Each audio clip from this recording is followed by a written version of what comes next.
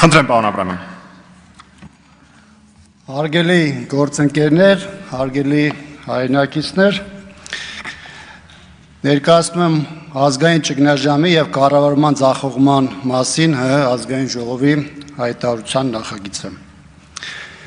Նիկոլ Փաշինյանի ղեկավարած կառավարությունը ոչ միայն չի կատարել իր պարտականությունները, էականորեն շեղվելով իր իսկ ներկայացած եւ խորհրդանական մեծամասնության հավանության արժանացած կառավարության ծրագրից, այլև չի կարողացել արդյունավետորեն արձագանքել պետության առջև ծառացած մարտահրավերներին, հաճախ դառնալով նոր մարտահրավերների առաջացման պատճառ։ Այսօրվա կառավարիչների գործունեությունը հանգեցրել է համակարգային ճգնաժամի պետական կառավարման ապարատի բոլոր մակարդակներում։ Այդ քաղաքականությունն աղետալի հետևանքներ ունեցել ազգային անվտանգության, պետության ինքնիշխանության, ժողովրդավարության, սոցիալ-տնտեսական եւ ազգային կյանքի բոլոր ոլորտներում, լրջագույն խնդիրներ առաջացնելով Հայաստանի Հանրապետության համար, վտանգի տակ դնելով նաեւ մեր երկրի ապագան։ Առաջին, ազգային անվտանգություն, ռազմավարության ձախողում եւ կապիտուլյացիա։ Ազգային անվտանգության համակարգը հիմնովին խարխլվել է, իցույց դնելով գործող իշխանության անպատասխանատվությունը, անկարողությունը, կեղծավորությունն ու հրաժարումը ՀՀ կառավարության ծրագրով եւ ՀՀ ազգային անվտանգության ռազմավարությամբ ամրագրված նպատակներից, արժեքներից, կանոններից, ինչը հանգեցրել է ծանրագույն հետևանքների ՀՀ ինքնիշխանության, տարածքային ամբողջականության, Արցախի անվտանգության ապահովման ռազմական սպառնալիքների զսպման եւ չեզոքացման գործում։ Արցախի կորուստ։ Նիկոլ Փաշինյանի կողմից Արցախյան հակամարտության տասնամյակներ բանակցային գործընթացի ձեռքբերումների ոչնչացում, արդյունքների զրոյացում եւ սեփական զրոյական կետից մեկնարկած բանակցային գործընթացի ձախողում, արկածախնդրության հետևանքով սանձազերծված պատերազմ, Արցախի հանրապետության ճանաչում Ադրբեջանի կազմում, իր բնորանում էթնիկ զտման ենթարկված, Արցախից բռնի տեղահանված արցախայության խնդրի նկատմամբ ՀՀ կառավարության անտարբեր վերաբերմունք եւ գործունեություն։ Այս ամենը կառավարության ղեկավարի կողմից իրականացված ձախողված ռազմական եւ դիվանագիտական քաղաքականության ուղղակի հետևանքն է։ Ռազմագերիների եւ Արցախի ռազմաքաղաքական ղեկավարության խնդիրը։ ՀՀ կառավարությունը չի ցուցաբերել անհրաժեշտ վճռականություն եւ պետական մտածողություն հայ ռազմագերիներին, ինչպես նաև պատանդի կարգավիճակում Բաքվի բանտերում անմարդկային պայմաններում, մարդու հիմնարար իրավունքների խախտումներով, շնչում մեղադրանքներով, ապօրինաբար պահվող Արցախի ռազմաքաղաքական ղեկավարությանը գերությանից վերադարձնելու հարցում։ Ավելին կառավարությունը ցուցաբերել եւ ցուցաբերում է հանցավոր անգործություն այս հարցում։ Սա անուղղակի մեղսակցություն է Ադրբեջանի կողմից իրականացվող քաղաքական հետապնդումներին։ ՀՀ տարածքային ամբողջականության խաթարում։ ՀՀ տարածքային ամբողջականությունը հայտնվել է լրջագույն սպառնալիքի տակ, Հայաստանի սահմանների նկատմամբ պարբերաբար ոտնձգությունների եւ ադրբեջանական զինված ուժերի շարունակական ներխուժումների հետևանքով։ 2021 թվականից սկսած թշնամական ուժերը բազմիցս խախտել են ՀՀ միջազգայինորեն ճանաչված սահմանները, գրավել տարածքներ ՀՀ սահմանամերձ շրջաններում եւ դա կատարվել է ՀՀ կառավարության բացահայտ անգործության եւ անպտղության պայմաններում։ Կառավարությունը ոչ միայն չի ապահովել երկրի ինքնիշխան տարածքի պաշտպանությունը, այլև պաշտոնական մակարդակով հրաժարվել է տարածքային վերահսկողությունը վերականգնելու հանձնառությունից, ինչը փաստացի լեգիտիմացնում է օկուպացիան։ Ավելին բազմիցս արված հայտարարությունները, որ ՀՀ տարածքում օտար զինված ուժերի ներկայությունը վիճարկելի սահմանների խնդիր է, կասկածի տակ են դնում Հայաստանի Հանրապետության ինքնիշխան տարածքի գոյությունը։ Սա պետական ինքնիշխանության թուլացման եւ տարածքային ամբողջականության խաթարման անհերքելի վկայություն է։ Հայոց ցեղասպանության միջազգային ճանաչման օրակարգի տապալում։ Ըստ կառավարության ծրագրի Հայոց ցեղասպանության միջազգային ճանաչման օրակարգը կոչված է ծառայել Հայաստանի անվտանգության երաշխիքների համակարգի ամրապնդմանը եւ պետք է լիներ կառավարության առաջնահերթությունների շարքում։ Այս տարիներին կառավարության իրականացրած քաղաքականությունը տրամագործորեն հակառակն է իր ծրագրին։ Կառավարությունը Հայոց ցեղասպանության միջազգային ճանաչումը ոչ միայն չի դիտարկում որպես առաջնահերթություն, այլ ամբողջությամբ հրաժարվել է Հայոց ցեղասպանության միջազգային ճանաչման քաղաքականությունից։ Արտաքին քաղաքականություն, արկածախնդրություն եւ զիջում։ Գործող կառավարության վարած արտաքին քաղաքականության հետևանքով Հայաստանի միջազգային հեղինակությունը զգալիորեն վնասվել է, միջազգային ասպարեզում երկրի դիրքերը էապես թուլացել են։ Միակողմանի զիջումներ։ Նիկոլ Փաշինյանի կողմից առաջ ողող միակողմանի զիջումների վրա հիմնված դիվանագիտությունը, որը քողարկվում է խաղաղության դարաշրջանի եւ խաղաղության խաչմերուկի կեղծ հռետորաբանությամբ, իրականում աղերս չունի կայուն երաշխավորված երկարաժամկետ արժանապատիվ խաղաղության հաստատման հետ։ Այս քաղաքականությունը անխուսափելիորեն հանգեցնում է Ադրբեջանի կողմից Հայաստանին հերթական պահանջների առաջադրմանը եւ պարունակում է նոր ագրեսիայի վտանգ։ Հայաստանը կորցրել է երբեմնի ամուր դիրքերը բանակցային գործընթացում, իսկ միջազգային դերակատարները հայկական շահերը սկսել են անցնել որպես երկրորդական, խուսափելով Հայաստանի ինքնիշխանության դեմ ոտնձգություններից հստակ արձանագրումներից։ Դաշնակիցների հետ հարաբերությունները վատթարացում եւ մեկուսացում։ Հայաստանի հարաբերությունները գործող իշխանությունների անհեռատես քաղաքականության հետևանքով վատթարացրել են ավանդական ռազմավարական դաշնակիցների եւ գործընկերների հետ, առանց բավարար եւ կենսունակ այլընտրանքային անվտանգության համակարգերի ձևավորման։ Անկայուն տարածաշրջանում Հայաստանը հայտնվել է խոցելի եւ մեկուսացված վիճակում։ Նահան ժողովրդավարությունից եւ մարդու իրավունքների համատարած խախտումներ։ Կառավարությունը համակարգված կերպով եւ անթակույց քանդում է ժողովրդավարական ինստիտուտները Հայաստանում։ Քաղաքական բանտարկյալների արկայություն։ Արդարադատության գրոտեսկային ընկալումներով գործող իշխանությունները դատական համակարգը հարմարացրել են իրենց քաղաքական հակառակորդներին, քաղաքացիական ակտիվիստներին, քաղաքական գործիչներին, իշխանության ակտիվ քննադատողներին եւ այլախոհներին հետապնդելու, թիրախավորելու, անհիմն ազատազրկելու համար։ Ակնհայտորեն մերժվում է այլակարծությունը։ Խաթարված է ժողովրդավարական ինստիտուտների անկախությունն ու արդյունավետությունը, ինչը հանգեցրել է իրավական պետության սկզբունքի աղճատմանը, հիմնարար ազատությունների սահմանափակմանն ու քաղաքական հետապնդումների աճին։ Քաղաքական շարժառիթներով պայմանավորված քրեական հետապնդումների արկայությունը, ինչպես նաև քաղաքական բանտարկյալների վերաբերյալ փաստացի վիճակագրությունը, վկայում են օրենքի ընտրովի կիրառման եւ արդարադատության գործառույթի քաղաքականացման մասին։ Այս երևույթները բացահայտ հակասում են սահմանադրությամբ եւ միջազգային պայմանագրերով երաշխավորված ազատության, արդար դատաքննության եւ իրավասության սկզբունքներին եւ ակնհայտորեն վկայում են Հայաստանի ժողովրդավարությունից նահանջի եւ ավտորիտարիզմի մասին։ Հիմնարար ազատությունների սահմանափակում։ Հիմնարար ազատությունների, այդ թվում խոսքի, հավաքների եւ մամուլի ազատության վրա իշխանության կողմից համակարգված հարձակում է տեղի ունենում, որն արտահայտվում է լրագրողների, իրավապաշտպանների եւ քաղաքացիական հասարակության ներկայացուցիչների նկատմամբ սպառնալիքների, բռնության եւ քաղաքական դրդապաշարումներով դատական հայցերի միջոցով։ Այն ուղեկցվում է այդ ազատությունների սահմանափակումը խրախուսող պետական հռետորաբանությամբ։ Հրահանգավորված կերպով քաղաքացիական խաղաղ հավաքների անօրինական սահմանափակումներ են տեղի ունենում, հաճախ կիրառելով անհամաչափ ուժ եւ բռնաճնշումներ։ Սա կաշկանդում է հանրային դիսկուրսը եւ հակասում է Հայաստանի ստանձնած միջազգային պարտավորություններին, այդ թվում մարդու իրավունքների եվրոպական կոնվենցիային եւ ՄԱԿ-ի համապատասխան հռչակագրերին։ Ծաղկող կոռուպցիա եւ հովանավորչություն։ Կոռուպցիան ոչ միայն չի վերացվել, այլ նույնիսկ չի նվազել։ Այն վերաբաշխվել է ճակերտավոր հեղափոխական էլիտայի ներկայացուցիչների միջև։ Կոռուպցիայի դեմ կառավարության պայքարի իմիտացիա է, որի ներքո կոռուպցիան դարձել է համակարգային, համատարած եւ անպատիժ։ Թափանցիկության խոստումների ներքո գործող վարչակազմը ստեղծել է աննախադեպ կոռուպցիայի միջավայր, որտեղ շահութաբեր պետական պայմանագրերը եւ արտոնությունները տրամադրվում են օլիգարխների եւ հավատարիմների շրջանակին։ Նախկինում հռչակված հակակոռուպցիոն հանձնառությունները հիմնված թափանցիկության, օրենքի գերակայության եւ ինստիտուցիոնալ վերահսկողության վրա փաստացի վերածվել են ձևականության։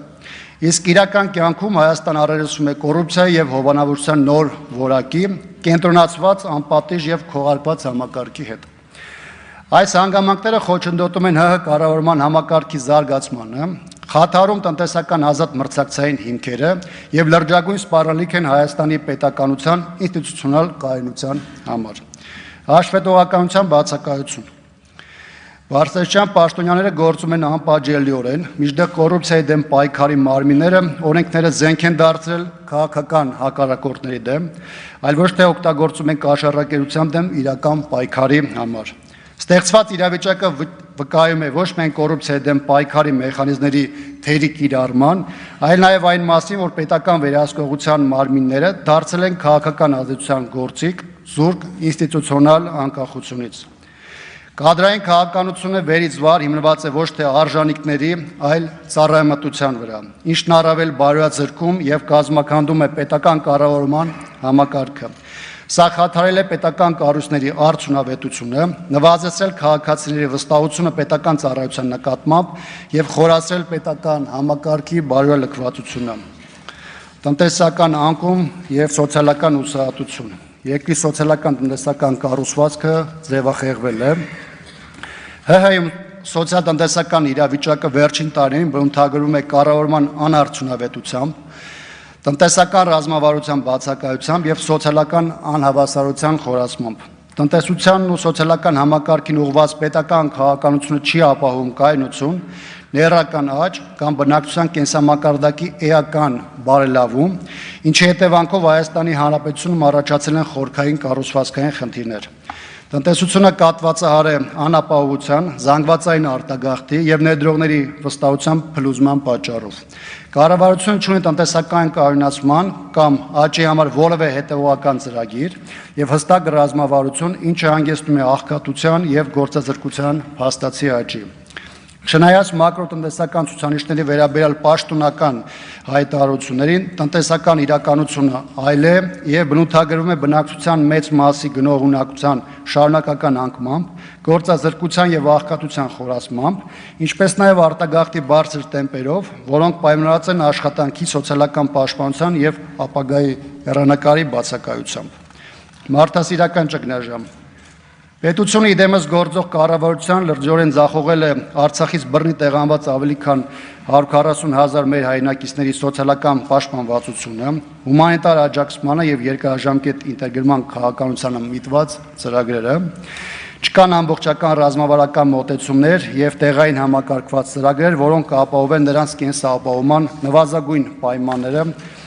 աշխատանքի եւ կրթության հասանելիությունը, բժշկական եւ սոցիալական ծառայությունները։ Այս իրավիճակը ոչ միայն խորացնում է փախստականային մարդկային ողբերգությունը, այլև ցույց է տալիս պետության անպատրաստ լինելը ազգային ճգնաժամերին համարժեք արձագանքելու առումով։ Բոլոր ուղղություններով այս համապարփակ ձախողումը պատահական չէ։ Այն Նիկոլ Փաշինյանի քաղաքականության որոշումների եւ անձնական վարքագծի ուղղակի արդյունքն է։ Նրա անձավոր սխալները հանգեցրին Արցախի կորստին։ Նրա անփույթ դիվանագիտությունը անտեսում է մեր ռազմագերիների արկայությունը։ Նրա ավտորիտար հակումները բերեցին իր այլախոհների բանտարկությանը։ Նրա վարչակազմը խթանեց կոռուպցիայի նոր մակարդակ։ Նրա տնտեսական անարդյունավետ կառավարումը լրջագույն տնտեսական խնդիրների առջև է կանգնեցրել Հայաստանի Հանրապետությանը։ Հետևաբար մենք հայտարարում ենք, որ Նիկոլ Փաշինյանը անդառնալիորեն կորցրել է կառավարելու լեգիտիմությունը։ Նրա շարունակական պաշտոնավարումը գոյության սպառնալիք է Հայաստանի Հանրապետության համար։ Կառավարության աղետալի գործունեությունը պետական կառավարման բոլոր ոլորտներում՝ անվտանգություն, արտաքին քաղաքականություն, տնտեսություն եւ սոցիալական ապահովություն ցույց են տալիս նրա հիմնարար անգործությունը եւ տեսլականի բացակայությունը։ Այդ ձախողումների ազդեցությունը վտանգում է հայկական պետականության ապագան։ Ուստի մենք հայտարարում ենք, որ այս պահին արտակարգ իրավիճակի միակ սահմանադրական լուծումը ազգային ժողովի կողմից վարչապետին անվստահություն հայտնելու գործընթացն է, որը ենթադրում է հետևյալ քայլերի հաջորդականությունը։ Առաջին, վարչապետին անվստահություն հայտնելու գաղափարի շուրջ պատգամավորների կոնսոլիդացիա, ազգային միասնության անցումային կառավարության ձևավորում, որի գերակայությունները պետք է լինեն։ Կայունացնել ազգային անվտանգության իրավիճակը, վերականգնել օրենքի գերակայությունը, ազատ արձակել բոլոր քաղբանտարկյալները եւ երաշխավորել ժողովրդավարական ազատությունները, վերականգնել հանրային համերաշխության մթնոլորտը, կազմակերպել ազատ եւ արդար մրցակցային խորհրդանական ընտրություններ, կասեցնել Հայաստանի միջազգային հեղինակության անկումը, ձեռք պահել երկիրը տնտեսական ցնցումներից, Միջազգային հարթակներում առաջ մղել ռազմագերիների եւ Արցախի ռազմաքաղաքական ղեկավարության վերադարձի հարցը։ Մենք կոչ ենք անում բոլոր քաղաքական ուժերին, քաղաքացիական հասարակությանը եւ անհատ քաղաքացիներին, ովքեր հավատում են Հայաստանի ապագային, միավորվել իշխանափոխության այս պահին ամենաիրատեսական եղանակի վարչապետին անվստահություն հայտնելու գործընթացի շուրջ։ Փոփոխությունների ժամանակը հիմա է, նախքան վերահաս եւ հնարավոր է նաեւ կործանարար նոր աղետները։ Հարգելի գործընկերներ, սա այն նախագիծն է, որը մենք մտցրել ենք շրջանառության մեջ։ Սրա հետ կապված նաեւ վերջին ամիսներին բավականին ակտիվ գործընթաց է տեղի ունենում, բավականին մեծ թվով հանդիպումներ, քաղաքական կոնսուլտացիաների ժամանակահատված է, եւ այս տեսանկյունից նաեւ ես ուզում եմ հավելել նաեւ հետեւյալը։ Վերջին ամիսների ընթացքում բազմաթիվ քննարկումներ եղան առայն, թե երկրում ստեղծված աննախադեպ ծանր ու ճգնաժամային իրադրության պայմաններում հավաքական առումով ընդդիմությունը ինչ անելիք ունի, ինչ առաջարկ ունի հասարակությանը եւ որն է պայքարի ամենաարդյունավետ ճանապարհը։ Հանրապետականը իր հստակ դիրքորոշումը արտահայտել է, ինչը դրսևորվել է պատիվ ունեմ խմբակցության նախաձեռնությամբ կառավարության անվստահություն հայտնելու գործընթացի մեկնարկով։ Թեպետ մենք մեր մոտեցումի սկզբանե ներկայացրել էինք, սակայն մշտապես հայտարարել ենք, որ պատրաստ ենք ոչ միայն այս գործիքի, այլ ընդդիմադիր դաշտում առկա այլ գործիքակազմերի ու առաջարկների շուրջ քննարկումներին, որովհետև մեզ համար առաջնայինը լայն կոնսենսուսի համախմբման գործընթացի ձևավորումն է։ Այս ամիսների ընթացքում բազմաթիվ քաղաքական եւ հասարակական ուժերի, նախաձեռնությունների, գործիչների եւ պարզապես իրավիճակով մտահոգ քաղաքացիների հետ ենք հանդիպել։ Առավել առարկայական քննարկումները, որը ունեցել են ավելի ինտենսիվ բնույթ, ունեցել ենք վերջին 2-3 շաբաթվա ընթացքում քաղաքական դաշտի տարբեր մասնակիցների, դերակատարների հետ հանդիպումներում։ Եթե ամփոփեմ վերջին ամիսների քննարկումները, ապա ակնհայտ է, որ առնվազն մի քանի առանցքային հարցերում ընդհանուր առմամբ ունենք ձևավորված կոնսենսուս։ Առաջինը դա վերաբերում է կառավարության անվստահություն հայտնելու հիմքերին, որի հետ կապված իրական ընդդիմադիր շրջանակներում մոտեցումները ներդաշնակ են։ Երկրորդ, ներընդդիմադիր դաշտում կա հստակ փոխհամաձայնեցում այն հարցում, որ պետք է առարկայական քայլեր ձեռնարկել գործող իշխանությանն ու նրա ղեկավարին կոմֆորտ զոնայից դուրս բերելու եւ իրականության հետ առերեսվելու համար։ Երրորդ, ընդդիմադիր դաշտում գերիշխող է այն մոտեցումը, որ չպետք է թույլատրել իշխանությանը սեփական օրակարգը հասարակության վզին փաթաթել է եւ ընդդիմությունը պետք է այս առումով նախաձեռնողականություն դրսևորի օրակարգի ձևավորման եւ խաղի կանոններ թելադրելու առումով։ Չորրորդ, ընդդիմադիր դաշտում առկա է ընկալում, որ մեր երկրում ու դրա շուրջ տեղի ունեցող իրադարձությունները կարող են պատուհան բացել ներքաղաքական պրոցեսները արդյունավետ ռեսերի վրա դնելու եւ մեր քաղաքացիների առաջ բարձր պատասխանատվություն ստանձնելու համար։ Հինգերորդ, ներընդդիմադիր հարաբերություններում ավելի շատ առկա է փոխըմբռնման, միմյանց ձեռք սեղմելու եւ համախմբվելու տրամադրություն, քան հակադրվելու, ինչը բարենպաստ պայմաններ է ստեղծում համազգային ճակատի ձևավորման համար։ Վեցերորդ, բոլորս էլ գիտակցում ենք, որ մեր քաղաքացիներն իրադրության առանձնահատկություններն ու վտանգավորությունը գիտակցելով մեզանից ակնկալիք ունեն, որ մենք շարժվենք ոչ միայն ընտրական տրամաբանության շրջանակներում, այլ անենք մեզանից կախված հնարավորինը միջև ընտրություն իրավիճակ փոխելու եւ այս իշխանության ագրեսիան սեփական ժողովրդի նկատմամբ զսպելու ուղղությամբ։ 7-րդ, մեր նախաձեռնած քննարկումները նաև ցույց տվեցին, որ կա բավականին լայն ընկալում առ այն, որ գործող իշխանության առաջնորդի պաշտոնավարման յուրաքանչյուր օրը հղի է մեր երկրի համար ծայրահեղ վտանգավոր հետևանքներով։ Օրինակ, երբ քաղաքական դիսկուրսում նոր էր շրջանառվում կառավարության անվստահության հայտնելու գաղափարը, արդեն այդ պահին ստեղծված իրավիճակային սրացումներով հայ առաքելական եկեղեցու դեմ իշխանական սարսափելի հարձակումները դեռ այսպիսի ծայրահեղ մակարդակի չէին հասել։ Եկեղեցու երկու հարգված սրբազանները դեռևս չէին կալանավորվել։ Մեզ հետ միասին էր մեր ընկեր Արտուր Սարգսյանը, արցախցի մեր գործընկեր Դավիթ Գալստյանը, նահատակված մեր հայրենակից Ակոբ Ռոստոմյանի հարգարժան հայրը, Արա Ռոստոմյանը, բազմաթիվ քաղաքական բանտարկյալներ, բարերար Սամվել Կարապետյանը, ի վերջո չկային Վաշինգտոնյան պայմանավորվածություններն ու հասարակությանը մոլորեցնող տոտալ կեղծիքի արմատական դրսևորումները։ Հարգելի գործընկերներ, մինչ այս լսումները տեղի ունեցած քաղաքական կոնսուլտացիաներն ու այսօրվա միջոցառումը պետք է դառնան այն հանգրվանային կետը, երբ կհստակեցվեն ոչ միայն մեր դիրքորոշումները, այլ հնարավորություն կստանանք շարժվելու իրավիճակից բխող լավագույն ճանապարհով։ Հանրապետականի առաջարկն արդեն հնչել է, լայն քննարկումների առարկա դարձել, եթե կան այլ մոտեցումներ եւ լուծումներ, մենք պատրաստ ենք դրա դետալային քննարկմանը։ Եկեք մի կողմ դնենք այս կամ այն փուլում մեր մեջ եղած բոլոր տարաձայնությունները, նեղ քաղաքական շահերը եւ մանրամասն քննարկումներով կարծիքների փոխանակմամբ հասնենք առավելագույնս մեծ կոնսենսուս ապահովող եւ դրա իրականացման համար վստահելի ու փոխընդունելի գործիքների շուրջ համաձայնության։ Շնորհակալություն ուշադրության համար։